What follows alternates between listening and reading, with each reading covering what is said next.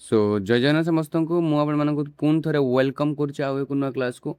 आज आम ओडिया व्याकरण शब्द विभाग कौन ना शब्द गठन हो शब्द संभार और श्रेणी विभाग 20टी संपूर्ण मोस्ट इम्पोर्टाट और टॉप सिलेक्टेड एमसीक्यू करवा जो एमसीक्यू आपणकर समस्त एग्जाम बहुत हेल्पफुल रहिबो। तो निहाती भाव में आपड़ जदि कॉम्पिटिटिव कौन सी कॉम्पिटिटिव एग्जाम प्रिपरेशन करुँच ताहले यही क्लासटी आपण बहुत उपयोगी रहिबो। तो डेरी करबानी क्लासटी को स्टार्ट करवा। तो प्रथम प्रश्न ना कौन ना एक बा एकाधिक वर्ण मिलित होई कौन से अर्थ प्रकाश करुले ताहाको कौन कहुए। कौन प्रश्न ना एक बा एकाधिक वर्ण मिलित होई कौन से अर्थ प्रकाश करुले। वर्ण कथा कहला वर्ण कौन आमर जो आ हर्षई ए सब अक्षर बा वर्ण अच्छी से सब मिलित होई एक बा एकाधिक वर्ण मिलित होई कौन से अर्थ गोटे प्रकाश करुँच ताहाल ताकू आमे कौन बोली कहिताउ। जेमिति कि गोटे उदाहरण हूँ कि घ गोटा वर्ण र गोटे वर्ण ये दुईटा जाक मिसिले कौन हो घर बोली गोटे कौन शब्द सृष्टि होउची जोटा कि आम किसी ना किसी अर्थ प्रकाश करुचे हाँ ना नहीं। तापर सेमिति म अणी स ये मध्य किसी ना किसी अर्थ प्रकाश करुचे किंतु मुझे कह रघ यहाँ किसी भी अर्थ प्रकाश करूना। तो ये वर्ण ये गोटे वर्ण दुईटी वर्ण एटी तीनोटी वर्ण सेमिति चारोटी वर्ण सहित मिसी कोटी सृष्टि हुए कोटी पांचटी कोटी गोटे एमती। तो से कथा कहूँ एक बा एकाधिक वर्ण मिलित हो कौन अर्थ प्रकाश करते आम ताकू शब्द बोली कहीता कौन कहीता ना शब्द बोली कहीता। तो ऑप्शन ख आमर सठिक उत्तर हो कौन ना शब्द है। तो एक मन रख तो एक बा एकाधिक वर्ण मिलित हो कौन अर्थ प्रकाश करते आम शब्द बोली कहीता। तो मन रख करेक्ट आंसर कौन हो ना शब्द। तो देख वर्ण गुड़िक मिलित हो जदि कौन से अर्थ प्रकाश करती वर्ण गुड़िक मिलित हो जदि कौन से अर्थ प्रकाश करती ताकू आम शब्द बोली कहीता कौन कहीता ना शब्द बोली कहीता। जेपरिक घ मैंने उदाहरण देली घ जुक्त र कौन हो घर जदि अर्थ प्रकाश कर न पाए तेबे ताकू आम शब्द कहीपर नहीं। जदि मिलित हो अर्थ प्रकाश करुँच किसी भी हो विद्यालय हो चेयर हो टेबुल हो मनीष हो जहाँ भी आम शब्द माने कौन व्यवहार करुचे किसी ना किसी आम कौन क्या सहित कन्भरसेसन बेले कि कथबार्ता बेले व्यवहार करुचे निजर भाव प्रकाश करने। तो सीटा किसी ना किसी अर्थ थाए जदि अर्थ अच्छी सीटा को शब्द कहती जदि अर्थ न थाए ताको शब्द हो पार नहीं। तो मन रखु शब्द हूँ भाषार सार्थक आ प्राथमिक भित्तिभूमि कौन शब्द हूँ भाषार सार्थक और प्राथमिक भित्तिभूमि जहाँ पड़ा। तो आमर कौन शब्द हूँ करेक्ट आंसर। परवर्ती क्वेश्चन देखा। परवर्ती क्वेश्चन कौन उत्पत्ति बा उच्च दृष्टि कौन ना उत्पत्ति बा उच्च दृष्टि ओडिशा शब्द भंडार को मुख्यतः केते भागरे विभक्त करा जायछि। कौन प्रश्न ना उत्पत्ति बा उच्च दृष्टि उत्पत्ति दृष्टि माने कोठु माने आसीछि हैला दृष्टि ओडिया भाषा शब्द भंडार को ओडिया जो शब्द भंडार आमर अच्छी ओडिया व्याकरण शब्द भंडार अच्छी जहाँ भी आम यूज करुचे शब्द हो। तो ओडिया शब्द भंडार को मुख्यतः केते भागरे विभक्त कराई दुई भागरे ना तीन भागरे ना चारि भागरे ना ऑप्शन घ पांच भागरे एथि मध्यरु केते भागरे विभक्त कराई ओडिया शब्द भंडार को दृष्टि ना उत्पत्ति बा उच्च दृष्टि। तो मन रखु उत्पत्ति बा उच्च दृष्टि ओडिया शब्द भंडार को चारि भागरे विभक्त कराई केते भागरे ना चारि भागरे विभक्त कराई। तो ऑप्शन ग हो आमर सठिक उत्तर कौन ना चारि भागरे विभक्त कराई कौन कौन ना तत्सम तद्भव देशज आउ वैदेशिक कौन ना तत्सम तद्भव देशज वैदेशिक। तो देख कौन ना देख सरल विश्लेषण जोटा कि ओडिया शब्द भंडार उत्पत्ति चारि भाग विभक्त कराई गोटे हूँ तत्सम जोटा संस्कृत सहित सामान तद्भव हूँ संस्कृत जात देशज हूँ आंचलिक बा स्थानीय भाषा आ वैदेशिक हूँ विदेशी भाषार जो सब आसी है ये सब हूँ आमर कौन शब्द भंडार उत्पत्ति दृष्टिकोण एति भाग विभक्त कराई।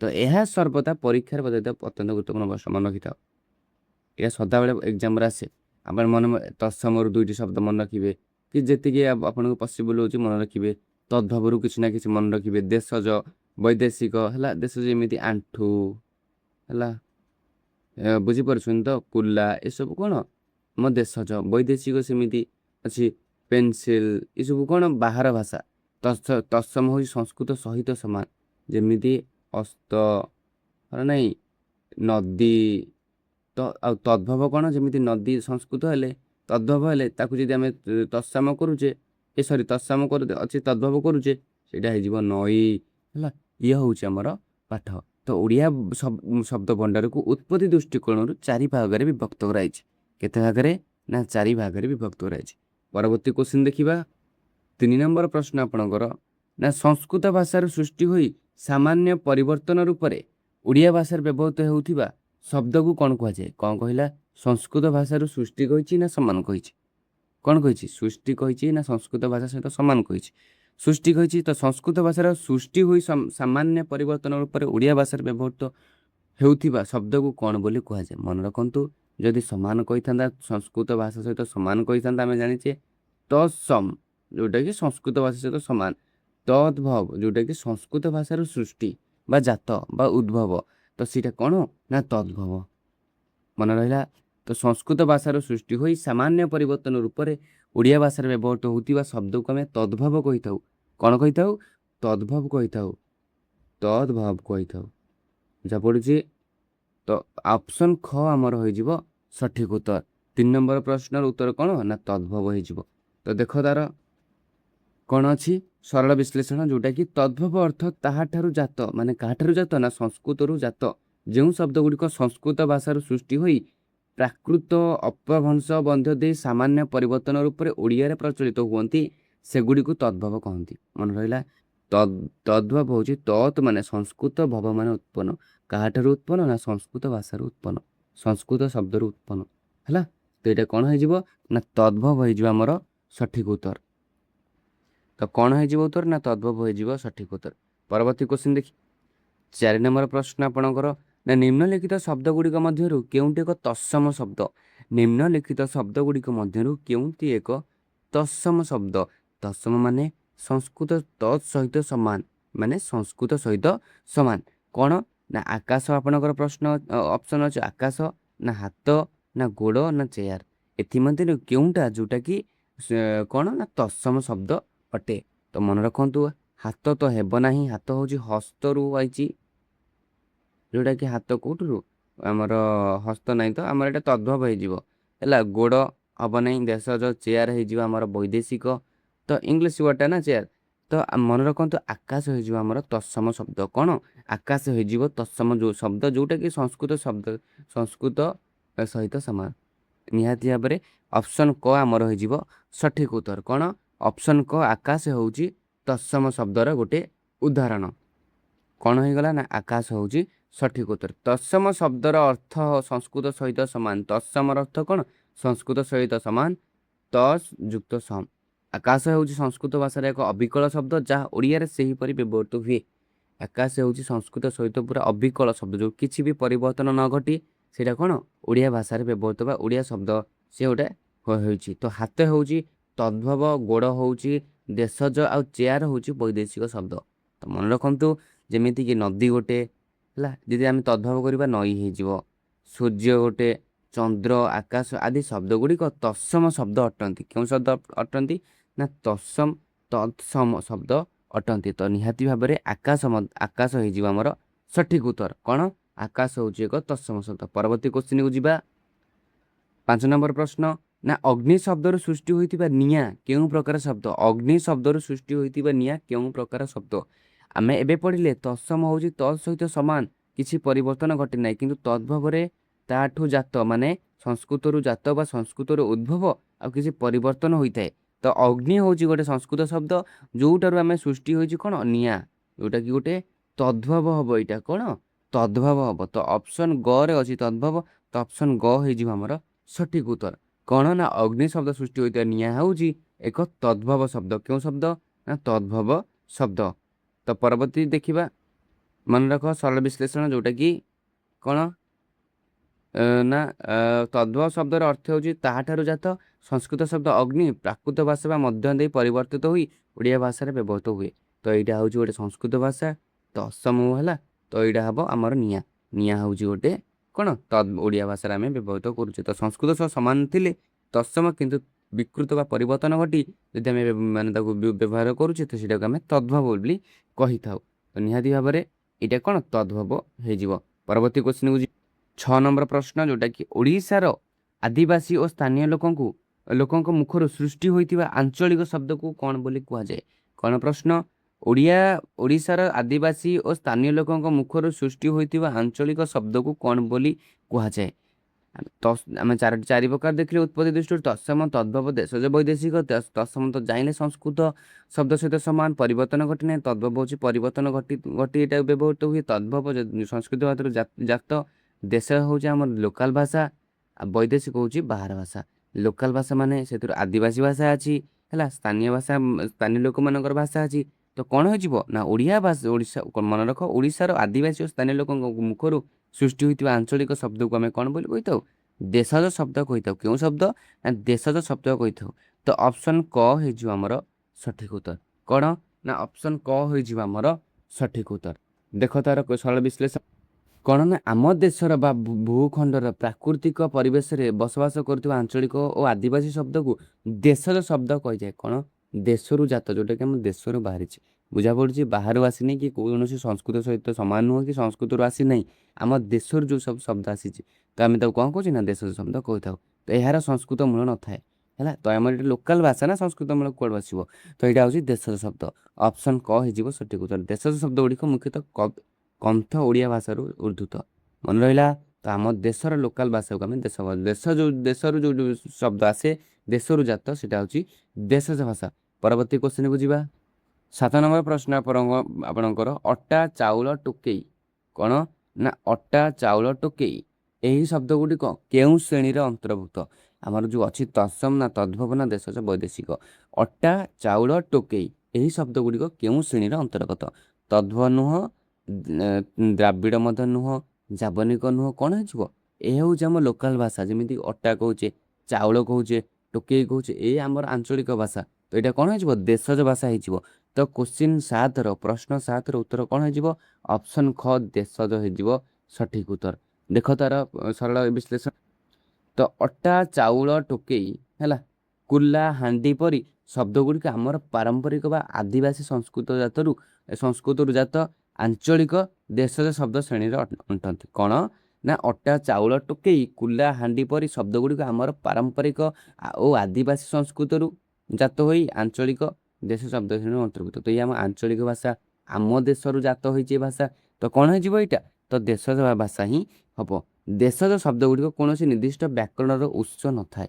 ବୁଝାପଡ଼ୁଛି? ଦେଶଜ ହେଉଛି ଆମର ବହୁତ କ'ଣ ଆଦିବାସୀ ଭାଇ ଓ ଭଉଣୀମାନଙ୍କ ଦ୍ୱାରା କୁହାଯାଇଥାଏ, ନହେଲେ ପାରମ୍ପରିକ କି କୌଣସି ଆଞ୍ଚଳିକ ଜାଗାରୁ ଆସିଥାଏ। ତ ଏଇଟା କ'ଣ ହେଇଯିବ? ନା ଦେଶଜ ଭାଷା ହେଇଯିବ। ପରବର୍ତ୍ତୀ କ୍ୱେଶ୍ଚିନ୍କୁ ଯିବା। 8 ନମ୍ବର ପ୍ରଶ୍ନ, ନା ପ୍ରଶାସନିକ ବା ବାଣିଜ୍ୟିକ ସୂତ୍ରରେ ଆମ ଦେଶ ବାହାରୁ ଆସି ଓଡ଼ିଆ ଭାଷାରେ ମିଶି ଯାଇଥିବା ଶବ୍ଦକୁ ଆମେ କ'ଣ ବୋଲି କହିଥାଉ? କ'ଣ ପ୍ରଶ୍ନ? ନା ପ୍ରଶାସନିକ ବା ବାଣିଜ୍ୟ ସୂତ୍ରରେ ଆମ ଦେଶ ବାହାରୁ ଆସି ଓଡ଼ିଆ ଭାଷାରେ ମିଶି ଯାଇଥିବା ଶବ୍ଦକୁ କ'ଣ ବୋଲି କହିଥାଉ? ଯେମିତିକି ସେ କ'ଣ କହୁଛି, ଆମ ଦେଶର ଲୋକ ବାହାରକୁ ମଧ୍ୟ ଯାଉଛନ୍ତି ବାଣିଜ୍ୟ କରିବାକୁ ପାଇଁ, ହେଲା, ବିଭିନ୍ନ ପ୍ରକାର ପ୍ରଶାସନିକ କାମ କରିବା ପାଇଁ ଯାଉଛନ୍ତି। ତ ବାହାରୁ ମଧ୍ୟ ଲୋକ ଆସିକି ଆମ ଦେଶରେ କାମ କରୁଛନ୍ତି, ମିଶୁଛନ୍ତି, ଆମ ଲୋକଙ୍କ ସହିତ ମିଶୁଛନ୍ତି, ଆମ ଲୋକଙ୍କ ସହିତ କଥାବାର୍ତ୍ତା ହେଉଛନ୍ତି, ଆମ ଲୋକ ମଧ୍ୟ ବାହାରୁ ଯାଇକି କଥାବାର୍ତ୍ତା ହେଉଛନ୍ତି। ତ ଭାଷା ଭାବ ପ୍ରକାଶ କରିବାର ପ୍ରଧାନ ମାଧ୍ୟମ ହେଉଛି ତ ଭାଷା ନା। ତ କଥାବାର୍ତ୍ତା ହୁଅନ୍ତି। ତ ସେଇ କଥା ପଚାରୁଛି, ଯେଉଁ ହେଲା ପରେ ଯାହା ଏଇସବୁ ଘଟିଲା ପରେ ଆମେ ଯେଉଁ ବାହାର ଦେଶରୁ ଯେଉଁ ମିଶିକି ମାନେ ମିଶିଲା ଯେଉଁ ଓଡ଼ିଆ ଭାଷାରେ ଆସିକି ମିଶିଥାଏ ଯେଉଁ ଶବ୍ଦ ଗୁଡ଼ିକ, ତାକୁ ଆମେ କେଉଁ ଶବ୍ଦ କହିଥାଉ? ତତ୍ସମ ତ ହେବନି, କାହିଁକି ନା ସଂସ୍କୃତ କଥା ଆସିନି, ତଦ୍ଭବ ବି ଆସିନି, ଦେଶଜ ହେଉଛି ତ ଆମ ଆଞ୍ଚଳିକ ଭାଷା ବା ଆମ ଦେଶରୁ ଜାତ ହୋଇଛି। ତ ଏଇଟା କ'ଣ ହେଇଯିବ? ନା ବୈଦେଶିକ ଶବ୍ଦ ହେଇଯିବ। କ'ଣ? ନା ବୈଦେଶିକ ଶବ୍ଦ ହେଇଯିବ। ତ ମନେ ରଖ, ପ୍ରଶାସନିକ ବା ବାଣିଜ୍ୟ ସୂତ୍ରରେ ଆମ ଦେଶ ବାହାରୁ ଆସି ଓଡ଼ିଆ ଭାଷାରେ ମିଶି ଯାଇଥିବା ଶବ୍ଦକୁ ଆମେ ବୈଦେଶିକ ଶବ୍ଦ ବୋଲି କହିଥାଉ। କ'ଣ ବୋଲି? ନା ବୈଦେଶିକ ଶବ୍ଦ ବୋଲି କହିଥାଉ। ତ କ'ଣ କହୁଛି ସରଳ ବିଶ୍ଳେଷଣ? ନା ଭିନ୍ନ ଭିନ୍ନ ସମୟରେ ବିଦେଶୀ ଶାସକ ଓ ବ୍ୟବସାୟୀମାନଙ୍କର ସମ୍ପର୍କ ହେତୁ ଯେଉଁ ଶବ୍ଦ ଗୁଡ଼ିକ ଓଡ଼ିଆ ଶବ୍ଦକୋଷରେ ଅବିଚ୍ଛେଦ୍ୟ ଅଙ୍ଗ ପାଲଟି ଯାଇଛି ସେଗୁଡ଼ିକୁ ବୈଦେଶିକ ଶବ୍ଦ କୁହାଯାଏ। ଯେପରିକି ଆଇନ, ଚାକୁ, ଚେୟାର, ଟେବୁଲ, ସ୍କୁଲ, ବୋତଲ, ଏସବୁ କ'ଣ ଆମ ଲୋକାଲ ଭାଷା ତ ନୁହଁ ନା, এটা କ'ଣ ଏଇଟା ଆମ ବାହାର ଦେଶମାନଙ୍କରୁ ଆସିଛି। ତ ଏଇଟା କ'ଣ ହେଇଯିବ ନା ଅପସନ୍ କ ବୈଦେଶିକ ହେଇଯିବ ଆମର ସଠିକ୍ ଉତ୍ତର। ଜାବନିକ ପର୍ତ୍ତୁଗୀଜ ଶବ୍ଦ ଗୁଡ଼ିକ ମୁଖ୍ୟତଃ ବୈଦେଶିକ ଶବ୍ଦରେ ଅଟନ୍ତି। ମନେ ରଖିଥାଅ, ଜାବନିକ ପର୍ତ୍ତୁଗୀଜ ଶବ୍ଦ ଗୁଡ଼ିକ ମୁଖ୍ୟତଃ ବୈଦେଶିକ ଶବ୍ଦ ଗୁଡ଼ିକରେ ଅଟନ୍ତି। ପରବର୍ତ୍ତୀ କ୍ୱେଶ୍ଚିନ୍କୁ 9 ନମ୍ବର ପ୍ରଶ୍ନ ଆପଣଙ୍କର ନା ଓଡ଼ିଆ ଭାଷାରେ ବ୍ୟବହୃତ ଅଦାଲତ, ଓଡ଼ିଆ ଭାଷାରେ ଯେଉଁ ଆମେ ଅଦାଲତ ବ୍ୟବହାର କରୁଛେ ଆଉ କ'ଣ ନା ଏବଂ ଆଇନ ବ୍ୟବହାର କରୁଛେ, ଏଇଟା କେଉଁ ବୈଦେଶିକ ଭାଷାରୁ ଆସିଅଛି? ବୈଦେଶିକ ଭାଷା ତ ବିଭିନ୍ନ ପ୍ରକାର ଅଛି, ଯେମିତିକି ଇଂରାଜୀ ଅଛି, ପର୍ତ୍ତୁଗୀଜ ଅଛି, ହେଲା, ଆଦି କ'ଣ ଆରବୀ ବା ଫାର୍ସି ଅଛି, ଆଉ ଓଲନ୍ଦାଜ ଅଛି। ତ ଏଥିମଧ୍ୟରୁ କେଉଁଟା ଯେଉଁଟାକି କ'ଣ ନା ଏଇ ଯେଉଁ ଏକ୍ଜାକ୍ଟ ଅଦାଲତଟା କେଉଁ ବୈଦେଶିକ ଭାଷାରୁ ଆସିଅଛି? ତ ଆମେ ଏଇଟା ତ ପ୍ରଥମତଃ ଜାଣିଲେ ଏଇଟା ହେଉଛି ବୈଦେଶିକ ଶବ୍ଦ। ଆମେ ଜାଣିଲେ ଏଇଟା ବାହାରୁ ଆସିଛି, ବାହାର ଦେଶମାନଙ୍କରୁ ଆସିକି ଆମ ଦେଶରେ ମିଶିଛି। ତ ସେ ସେଇ କଥା ପଚାରୁଛି କି କେଉଁ ବୈଦେଶିକ ଭାଷା ଏଇଟାରୁ ଆସିଛି? ତ କ'ଣ ଶବ୍ଦ ଥିଲା ନା ଅଦାଲତ ଆଉ ଆଇନ। ତ ମନେ ରଖନ୍ତୁ, ଅଦାଲତ ଆଉ ଆଇନ ଆମର ଆରବୀ ଆଉ ଫାର୍ସିରୁ ଆସିଛି। ତ ଅପସନ୍ ଗ ହେଇଯିବ ସଠିକ୍ ଉତ୍ତର। କ'ଣ ଆରବୀ ଆଉ ଫାର୍ସି ଏଇଥିରୁ ହିଁ ଆସିଛି କ'ଣ ଆମର ଅଦାଲତ ଏବଂ ଆଇନ। ତ ନିହାତି ଭାବରେ ଆରବୀ ଆଉ ଫରାସୀ ହେଇଯିବ ଆମର ସଠିକ୍ ଉତ୍ତର। ତ ପରବର୍ତ୍ତୀ ଯିବା ସରଳ ବିଶ୍ଳେଷଣ, ଯେଉଁଟାକି ଆମର ନା ଓଡ଼ିଆ ଭାଷାରେ ନ୍ୟାୟାଳୟ ବା ଶାସନର ବ୍ୟବହୃତ ଅଦାଲତ, ଆଇନ, ହାକିମ, ଇସ୍ତଫା ଆଦି ଶବ୍ଦ ଗୁଡ଼ିକ ମୁସଲମାନ ଶାସନ କାଳରୁ ଆସି ଓଡ଼ିଶାରେ ମିଶିଥିବା ଆରବୀ ବା ଫାର୍ସି ଶବ୍ଦ ଅଟେ। କେଉଁ ଶବ୍ଦ ଅଟେ ନା ହାକିମ, ଇସ୍ତଫା, ଆଇନ ଏସବୁ କ'ଣ ମୁସଲମାନ ଶାସନ କାଳରୁ ଆସିକି ଆମ ଓଡ଼ିଶାରେ ମିଶିଛି, ଓଡ଼ିଆ ଭାଷାରେ ମିଶିଛି। ତ ନିହାତି ଭାବରେ ଏଇଟା କ'ଣ ହେଇଯିବ ନା ଆରବୀ ବା ଫରାସୀ ଭାଷା ହେଇଯିବ।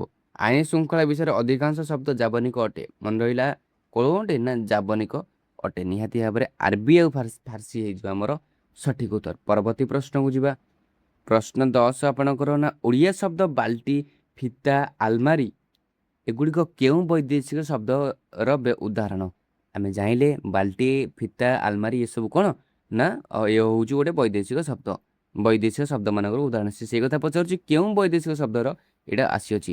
ତ ଇଂରାଜୀ ତ ହେବନି, ଫ୍ରେଞ୍ଚ ତ ହେବନି, ତୁର୍କୀ ହେବନି। ଅପସନ୍ ଖ ହେଇଯିବ ପର୍ତ୍ତୁଗୀଜ, ଏଇଟା ହେଇଯିବ ସଠିକ୍ ଉତ୍ତର। କ'ଣ ନା ପର୍ତ୍ତୁଗୀଜରୁ ଏଇଟା ହିଁ ଆସିଛି। ତ ଓଡ଼ିଆ ଶବ୍ଦ ବାଲ୍ଟି, ଫିତା, ଆଲମାରି ଏଗୁଡ଼ିକ ପର୍ତ୍ତୁଗୀଜରୁ ଆସିଛି। ତାର ସରଳ ବିଶ୍ଳେଷଣ ଦେଖିବା। ସରଳ ବିଶ୍ଳେଷଣ କ'ଣ କହୁଛି ନା ବାଲ୍ଟି, ଫିତା, ଆଲମାରି, ଗିର୍ଜା, ପାଉଁରୁଟି, ଇସ୍ତ୍ରୀ ଆଦି ଶବ୍ଦ ପର୍ତ୍ତୁଗୀଜ ବ୍ୟବସାୟୀମାନଙ୍କ ଦ୍ୱାରା ଭାଷାର ଯୁକ୍ତ ହୋଇଛି, ଆମ ଭାଷାରେ କ'ଣ ମିଶିଛି। ତ ତେଣୁ ଏହା ପର୍ତ୍ତୁଗୀଜ ଶ୍ରେଣୀର ଅଟେ, ହେଲା। ତ ପର୍ତ୍ତୁଗୀଜ ହେଉଛି ଏଇଟା ହେଇଯିବ ସଠିକ୍ ଉତ୍ତର। ତ ଇଏ ଥିଲା 10ଟି ପ୍ରଶ୍ନ। ଆଉ ମୁଁ ଆହୁରି 10ଟି ପ୍ରଶ୍ନ ମଧ୍ୟ କରିଥିଲି। ତ ନିହାତି ଭାବରେ ତମେ ଆଜି କରିଥାନ୍ତେ, କିନ୍ତୁ କ୍ଲାସ୍ଟି ବହୁତ ଲମ୍ବା ହେଇଯିବ। ତ ଆଜି ପାଇଁ ଏତିକି। ଆମେ କ'ଣ ନା ପରବର୍ତ୍ତୀ କ୍ଲାସ୍ରେ ଆମେ ସବୁଦିନ ସକାଳେ ଓଡ଼ିଆ ଗ୍ରାମାର ନେଇକି ଆସିବା। ଆମ ଏହି ଚ୍ୟାନେଲରେ ଆପଣମାନେ ଓଡ଼ିଆ ଗ୍ରାମାର ହେଉ ପୁରା ଥିଓରି ଭାବରେ ଆପଣ ଯେମିତି ଏବେ ପଢ଼ିଲେ, ଏବେ ବୁଝିଲେ, ତାପରେ ଜୋଗ୍ରାଫି ହେଉ, ହିଷ୍ଟ୍ରି ହେଉ, ସମସ୍ତ ଓଡ଼ିଶାର ହେଉ କିମ୍ବା ଇଣ୍ଡିଆନର ହେଉ, ତାପରେ ଇଂଲିଶ ଗ୍ରାମାର ମଧ୍ୟ ଆମେ ଏଇ ଚ୍ୟାନେଲରେ କରୁଛେ। ତ ନିହାତି ଭାବରେ ମୋର ଆଶା ଆପଣମାନେ ଯଦି ଚ୍ୟାନେଲରେ ନୂଆ ଅଛନ୍ତି ନିହାତି ଭାବରେ ଚ୍ୟାନେଲକୁ ସବସ୍କ୍ରାଇବ୍ କରିବେ। ଯଦି ଭିଡ଼ିଓଟି ଭଲ ଲାଗିଛି, କ୍ଲାସ୍ ଟିକେ ଆପଣଙ୍କୁ ପସନ୍ଦ ଆସିଛି, ହେଲ୍ପଫୁଲ୍ ଲାଗିଛି, ନିହାତି ଭାବରେ ଗୋଟେ ଲାଇକ୍ କରିବେ। କେଉଁ ଟପିକ୍ ଅନୁସାରେ ଆମେ କ୍ଲାସ୍ଟି ଆଣିବା, କେଉଁ ଟପିକ୍ ଆପଣଙ୍କର ଆବଶ୍ୟକ ପଡ଼ୁଛି, ସେଇଟା ମୋତେ କମେଣ୍ଟ ସେକ୍ସନ୍ ମାଧ୍ୟମରେ ଜଣାଇପାରିବେ। ତ ନିହାତି ଭାବରେ ଦେଖାହେବ ପରବର୍ତ୍ତୀ କ୍ଲାସ୍ରେ। ସେ ପର୍ଯ୍ୟନ୍ତ ନିଜର ପ୍ରିପାରେସନ୍କୁ ସମୟ ଦିଅନ୍ତୁ, ନିଜକୁ ସମୟ ଦିଅନ୍ତୁ, ପାଠ ପଢ଼ନ୍ତୁ। ତ ରହୁଛି। ଜୟ ଜଗନ୍ନାଥ, ଜୟ ଶ୍ରୀରାମ, ନମସ୍କାର।